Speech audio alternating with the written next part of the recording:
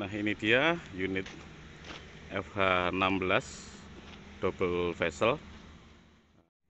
Halo semua, kembali di channel saya Diandeka Nugraha. Pada kesempatan kali ini saya bersama dengan Bapak Kasbul dan Bapak Ahmadi. Kita akan membahas tentang truk hauling. Kali ini kita akan review mengenai unit hauling FH16. Nah, seperti apa? Ikuti terus video ini, jangan lupa like, subscribe, and share video ini ya.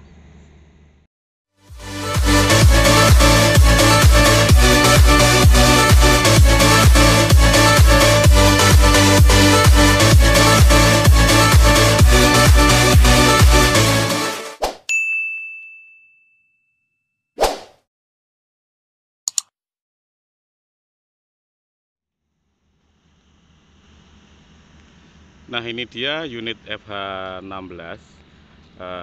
Truk ini bermesin 6 silinder, mempunyai 550 tenaga kuda. Nah, seperti apa? Kita akan lebih lanjut membahasnya.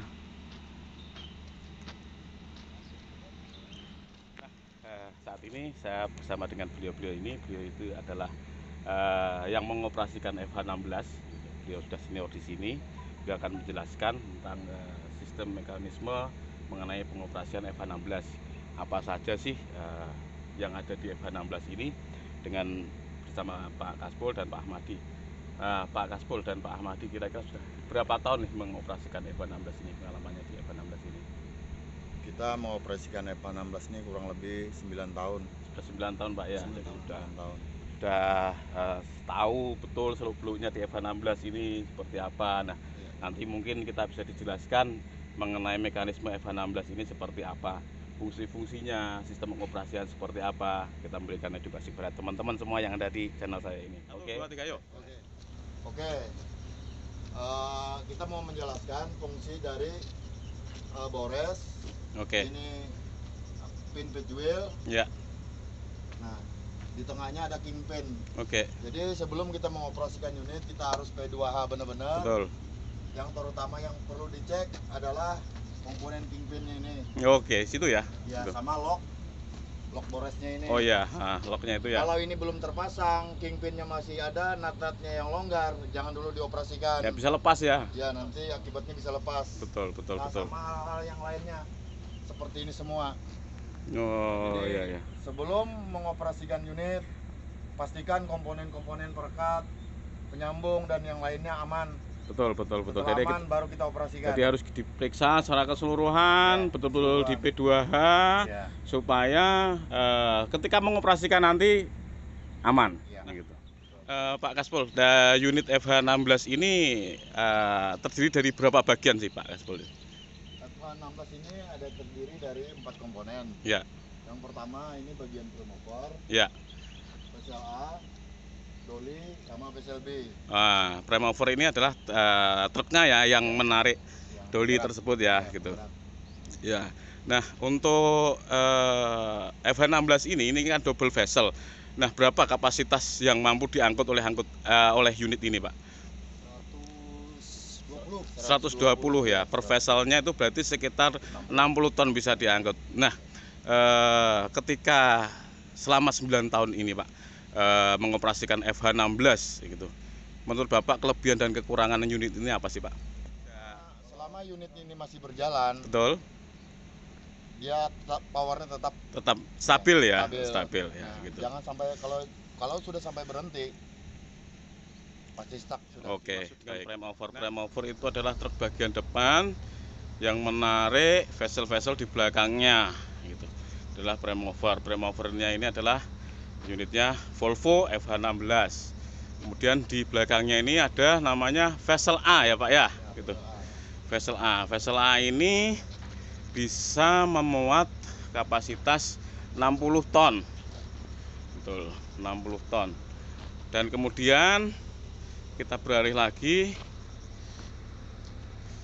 ke tengah. Ini ada gandengannya, namanya adalah dolly ya. Gitu. Namanya adalah dolly. Ini ada komponen yang terpisah juga gitu. Ini fungsinya menghubungkan antara vessel A dan vessel B. Kemudian yang belakangnya ini adalah vessel B. Vessel B sama, muatannya sekitar 60 ton. Jadi total keseluruhan muatan dari FH16 ini adalah 120 ton. Nah, kira-kira berapa sih panjangnya Pak? Kok panjang sekali saya lihat ini. Panjangnya dari Primover sampai ke PSLB ini sekitar 33 meter. Wah, 33 meter Pak ya, gitu. Komposisi ban 42 biji. Wah, luar biasa. 42 biji Pak ya. Itu kalau salah satu ngeban itu gimana itu Pak? Ya kalau unit walaupun satu yang bocor tetap kita Gitu. parkir. Ya, gitu. Soalnya nanti mempengaruhi unit yang lain apa komponen ban yang lain. Betul gitu. Nah, ini dia secara keseluruhan bagian-bagian dari FH16. Lebih lanjutnya kita akan masuk ke dalam kabin, kita lihat apa saja yang ada di dalam kabin. Oke Pak, mari Pak. Nah, ini dia dalam kabinnya seperti ini. Gitu.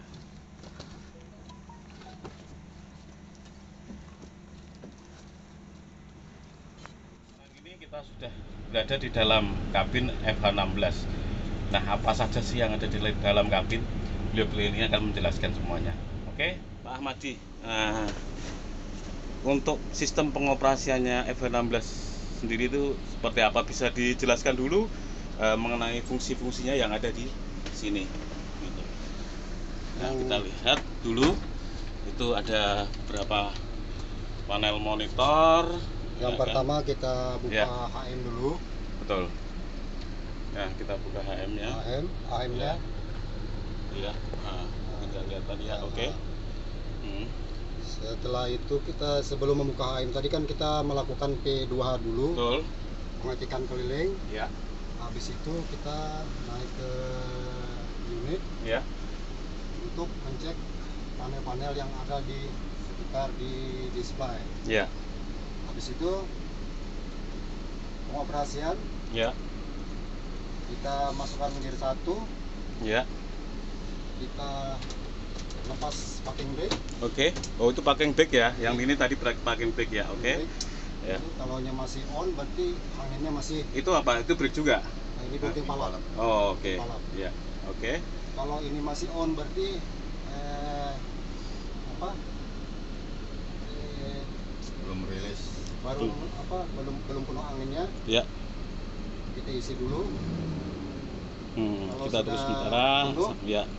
baru ini off. Kita diopkan ya. Oke.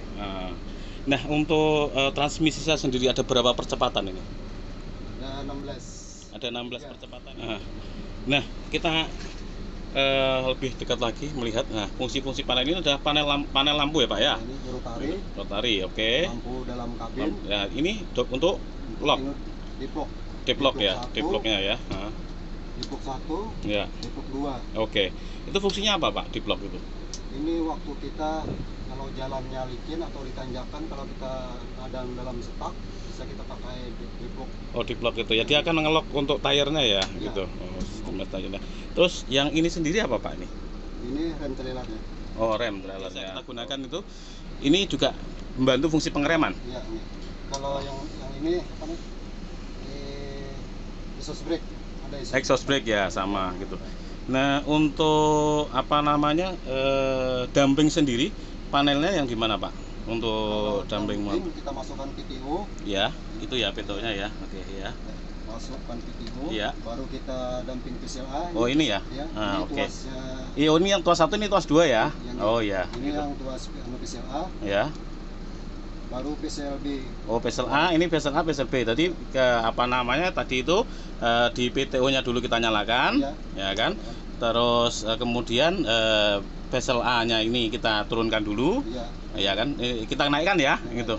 Nah, itu dia akan turun otomatis ya nanti. Nah, kita kembalikan lagi.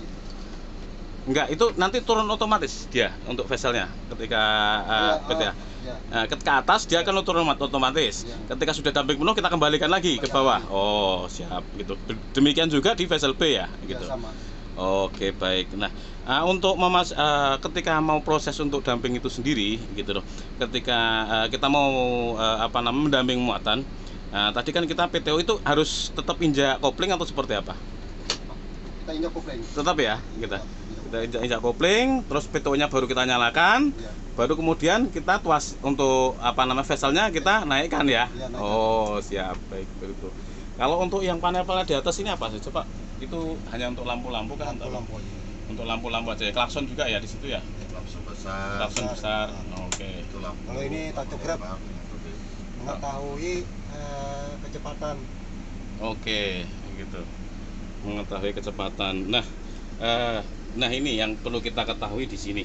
Nah, kira-kira di sini itu ada panel monitor. Nah, dari panel monitor ini itu apa sih yang menandakan unit ini itu ada trouble, Pak, biasanya gitu. Ada nggak biasanya untuk di Ada unit? biasanya Nah, timbul di panel-panel ini kan timbul. kodenya apa biasanya yang biasa terjadi? Biasanya kalau engine system error kan di sini ada timbul. Oke. Misalnya panel oli, panel engine pasti ada timbul di sini Iya. di overhead, Iya. radiator biasanya di apa itu di rate, Iya. deret, engine deret, Iya, iya. radiator deret biasanya timbul di panel. Nah. Kalau ada bermasalah pada unit. Betul. Nah, untuk di tuas transmisi sendiri juga itu juga ada tombol-tombol, Pak. Bisa dijelaskan fungsinya, Pak? Ini splitter Fungsinya untuk apa itu? untuk menambah gear. Ya. Kalau ini head, Oh, high ya, high low ya, oke. kalau bawah ini low. Oke. Low ya. Nah, kalau ke atas dia high gitu. Ya. Kalau ini splitter, Splitter maksudnya dia untuk menambah? nambah gear setengah. gear Oh, setengah. di gear setengahnya ya gitu. Oke. Gear setengah itu di posisi C kah atau bagaimana? semua Di semua gear dia akan ke posisi tengah ya. Iya. Oh siap. Bapak ini kan sudah lama nih apa namanya menguasai F16, sudah lama menjalankan F16 ini. Gitu. Apa saja sih kendala-kendalanya yang dihadapi ketika hauling menggunakan F16 ini? Unitnya ini kan panjang. Gitu. Kendala apa sih yang dihadapi saat di jalan atau saat operasional? Kadang-kadang kita berpapasan dengan mobil yang di luar daripada perusahaan, Ya, terus interaksi masyarakatnya juga. betul. Yang jelas kita harus fokus mengoperasikan unit sesuai kondisi, mengurangi kecepatan apabila medan itu tidak memungkinkan untuk menambahi kecepatan. Yang jelas intinya kita harus menguasai medan yang mau kita lintas, Betul. karena di sini interaksi masyarakatnya terlalu banyak. Ya. Jadi kita harus waspada ya, apalagi ini unit besar. Ya, unit besar Dan otomatis ya resikonya juga besar ya, gitu. Resikonya juga besar. Apalagi dalam bersinggungan dengan kendaraan kecil ya, Ya, karena ini besar harus ada space ya, harus ada apa namanya ruang ya kan, ketika Anda mendahului ataupun baik untuk apa namanya melewati jalan-jalan tertentu gitu. Oke, baik. Nah, dari bapak-bapak ini ada nggak pesan-pesan yang disampaikan kepada para driver ya, khususnya yang bekerja di tambang gitu, yang ingin untuk bisa mengoperasikan F16? Ada pesan-pesan khusus kan? seperti apa? Sharing pengalaman gitu loh. Yang tadinya mengoperasikan unit kecil kemudian ingin beralih ke F16, apa aja yang harus disiapkan segala macam. Ya, Pak. Kalau masalah naik ke jenjang ke F16, kita kan dari single dulu. Betul. Single, kalau jam terbangnya sudah selesai baru kita naik ke F16 yang berbawa trailer. Iya. Jadi itu jenjang-jenjangnya yang perlu kita jalani dulu untuk Nah. training. Betul.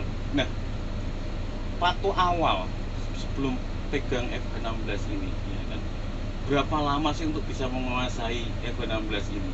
Waktu training awal sampai dengan mahir lah, kira-kira butuh berapa lama untuk bisa menguasai unit ini? Kita Kita kalau biasanya kalau training itu memerlukan logbook itu sampai 100 jam. 100 jam ya? 100 jam. Itu didampingi oleh trainer terus ya? Didampingin dulu. Jadi 100 jam ke depan bisa membawa kosongan. Betul. Untuk pengenalan unit. Iya. Nah, setelah dinyatakan lulus logbooknya, berarti baru kita bisa mengoperasikan unit sendiri. Betul. Jadi, Yang membedakan dengan unit-unit lain, misalnya unit-unit kecil, tronton-tronton biasa, ada yang bedanya unit ini kan panjang. Betul. Jadi kita mengambil haluan, pemutaran, terus mau menuper, itu beda dengan unit yang lebih pendek. Betul.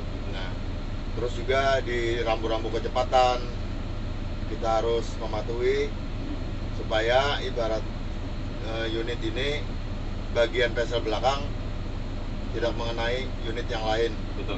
Betul. Ya, setuju sekali. Nah, kalau untuk mundur sendiri, ini kan unit panjang sekali Pak ya. Ya. Bagaimana mekanismenya? Itu kalau dari prosedur, apakah diperbolehkan unit itu mundur gitu loh? Kalau sebenarnya kalau untuk double trailer itu prosedurnya tidak dibolehkan mundur. Tidak dibolehkan Iya. mundur. Kecuali ada izin dari misalnya pengawas Pengawas, ya. atau Trainer. mekanik atau Iya, trainer. iya. Cuma itu mundurnya bisa sekitar 4 meteran. Iya, iya. Masalahnya kalau sudah lebih 4 meter, duli yang di Menyampaikan itu PSLB ke PSLA itu yang nyangkut. Oh, betul. pegang duri. Nah, dari 9 tahun ini, suka dukanya apa sih Pak di bowling ketika angkut batu bara ini menggunakan F116? Apa sih suka dukanya? Suka dukanya ya gimana ya, namanya kita mengoperasikan unit ini kadang-kadang interaksinya sama masyarakat, kadang-kadang di masalah debu, Belum lagi hujan, hujan, ya kan, mengenai orang. iya kena orang, kepelantingan jatuhnya batu. Betul sekali. Nah, terus sukanya ya istilahnya kita kerja rame, Ya, ya kan, banyak teman ya. banyak teman. Ya, gitu. Betul sekali. Oke. Oke. Terima kasih untuk waktunya. Luar biasa sekali kita bisa ngobrol bareng di sini. Nanti kalau kita ada kesempatan kita akan ngobrol lebih jauh lagi tentang mungkin unit lain ataukah kita dengan pembahasan yang lain pula. Oke. Terima kasih sudah mengikuti video saya bersama dengan Pak Kasbul dan Pak Hamdi. Ya. Oke. Sampai jumpa dan sampai bertemu di video saya selanjutnya.